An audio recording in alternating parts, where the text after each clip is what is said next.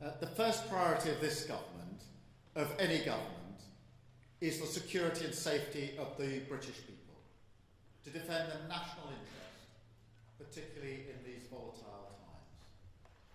That's why last week I announced the biggest sustained increase in defence spending since the Cold War. That's also why I met President Trump last week, to strengthen our relationship with America, and indispensable partners in defence and security. And it's why this weekend I've been hosting European leaders here in London to work together for the security of the United Kingdom, Ukraine, and Europe as a whole. Through my discussions over recent days, we've agreed that the UK, France, and others will work with Ukraine on a plan to stop the fighting. Then we'll discuss that plan with the United States and take it forward together. The purpose of today's meeting was to unite our partners around this effort, to strengthen Ukraine and to support a just and enduring peace for the good of all of us. Our starting point must be to put Ukraine in the strongest possible position now, so that they can negotiate from a position of strength, and we are doubling down in our support. Yesterday evening, the UK signed a £2.2 billion loan to provide more military aid to Ukraine, backed not by the British taxpayer, but by the profits from frozen Russian assets. And today I'm announcing a new deal, which allows Ukraine to use £1.6 billion of UK export finance to buy more than 5,000 air defence missiles, which will be made in Belfast, creating jobs in our brilliant defence sector. This will be vital for protecting critical infrastructure now and strengthen Ukraine in securing the peace when it comes. Because we have to learn from the mistakes of the past. We cannot accept a weak deal like Minsk, which Russia can breach with ease. Instead, any deal must be backed by strength. Every nation must contribute to that in the best way that it can, bringing different capabilities and support to the table, but all taking responsibility to act, all stepping up their own share of the burden. So we agreed some important steps today. First, we will keep the military aid flowing and keep increasing the economic pressure on Russia to strengthen Ukraine now. Second, we agreed that any lasting peace must ensure Ukraine's sovereignty and security, and Ukraine must be at the table. Third, in the event of a peace deal, we will keep boosting Ukraine's own defensive capabilities to deter any future invasion. Fourth, we will go further to develop a coalition of the willing to defend a deal in Ukraine and to guarantee peace. Not every nation will feel able to contribute, but that can't mean that we sit back. Instead, those willing will intensify planning now with real urgency. The UK is prepared to back this with boots on the ground and planes in the air. Together with others, Europe must do the heavy lifting. But to support peace in our continent and to succeed, this effort must have strong US backing. We're working with the US on this point after my meeting with President Trump last week. And let me be clear, we agree with the President on the urgent need for a durable peace. Now, we need to deliver together. Finally, we agreed that leaders will meet again very soon to keep the pace behind these actions and to keep working towards this shared plan. We are at a crossroads in history today. This is not a moment for more talk. It's time to act, time to step up and lead, and to unite around a new plan for a just and enduring peace. Thank you. I will now take a number of questions, starting, I think, with you, Beth, at Sky. Thank you, Prime Minister. Watching President Trump berate a wartime president and defender of European freedom in the Oval Office said to many people what you've already said in a way, that everything has changed. Given that the US has become an unreliable ally, did you as European leaders discuss the prospect of actually going it alone, and actually what the reality of a US pulling out of this, all of this, would mean? Do you think you really do need the US? And if you do you think the coalition of the willing will be enough to bring President Trump back around? Thank you. Well, first in relation to last Friday, nobody wanted to see what happened last Friday, but I do not accept that the US is an unreliable ally.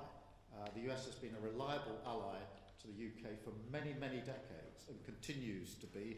There are no two countries as closely aligned as our two countries, and our defence, our security and intelligence is intertwined in a way no two other countries are. So it's an important and reliable ally for us.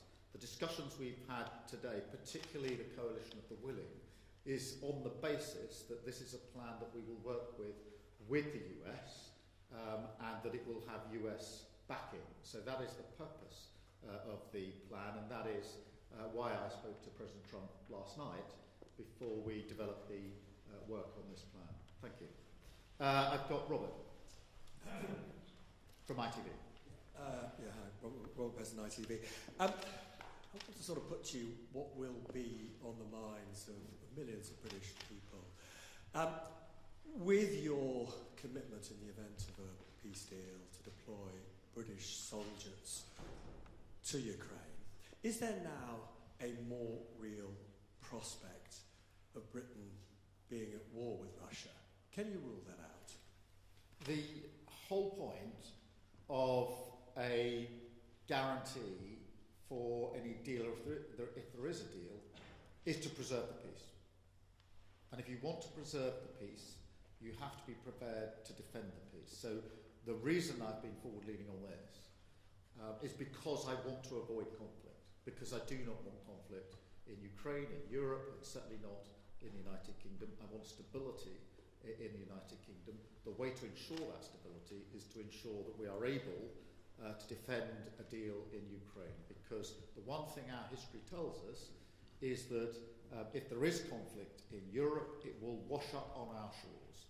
And already in the last 3 years, what's happened in Ukraine has had a massive impact on many working people back here in the United Kingdom, because their bills have gone up, their energy bills have gone up. There's been an instability in our economy caused by that conflict. So we are not unaffected by it. And of course, our own security and defence depends on the defence and security of Europe. So every step I am taking is in order to preserve peace, to avoid conflict, because the safety and security of the British people is my number one duty and responsibility, and I take it very seriously. Thank you. Chris at the BBC. Thank you, Prime Minister. Chris Mason, BBC News. After what happened the other night between Presidents Trump and Zelensky, do you feel a greater personal responsibility alongside President Macron and others for delivering a workable peace? And on the coalition of the willing, as you've described it today, are you persuading more people to join it? Thank you. On the question of responsibility, I do think the United Kingdom should step up and lead. We have done that historically as a nation, and we need to do it again. And that is why we're moving forward on this. On the coalition of the willing, yes, a number of countries have indicated today that they want to be part of the plan that we are developing. I'll leave them to make their own statements about exactly how they want to make that contribution. But we've been able to move that forward. I accept without criticism and with respect the position of other countries that may not feel that they want to contribute in that way. But I strongly feel that unless some move forward, we will stay in the position we're in and not be able to move forward. And therefore, it is a deliberate plan to ensure that we get some momentum and pace here. And it is intended to preserve the peace, and it's intended to ensure that we stay in lockstep with the United States, which is my strongly held belief the best way to preserve security and defence in Europe and security and defence in the United Kingdom. Well, a number indicated today that they wanted to be part of the more forward-looking element. I will, rather than speak for them in terms of exactly how they'll make that known and what their contribution will be, I'll leave that to them. But I'm pleased that a number did indicate that they do think that this is a plan worth backing and that they want to play a part in it. And so we've made real progress today in the course of the last few hours. Thank you. Alex. Thank you, Prime Minister. Alex Wickham from Bloomberg. Sorry. On your coalition of the willing, do you think it can be bolstered by countries that aren't just in Europe? Essentially, we've got Canada represented here today. Do you think you could get countries beyond Europe to join the coalition of the willing, essentially make it almost a transatlantic partnership? And also, in terms of your plan to present back to Donald Trump, how soon do you need to get that done? Is that something that really needs to happen very quickly in days? On the countries beyond Europe, obviously we had Canada here, who've traditionally taken a forward-leaning role. They've been working very hard with us on issues like trading, and they've been a reliable ally. And I'm encouraging of that because they are already deeply vested in Ukraine. As I say, they've worked on the training, amongst other things. Yes, on the question of the US, look, I spoke to President Trump last night. I'm not going to go through the details of that conversation, but I would not be taking this step down this road if I didn't think that it was something that would yield a positive outcome in terms of ensuring that we move together, Ukraine, Europe, the UK and the US, together towards a lasting peace. And so that's the way I've approached this in the last few days. Hugo, from the iNews. Thank you, Prime Minister. Hugo Jai from the iPaper. Obviously, the other party that would need to sign up to any future peace deal is Russia.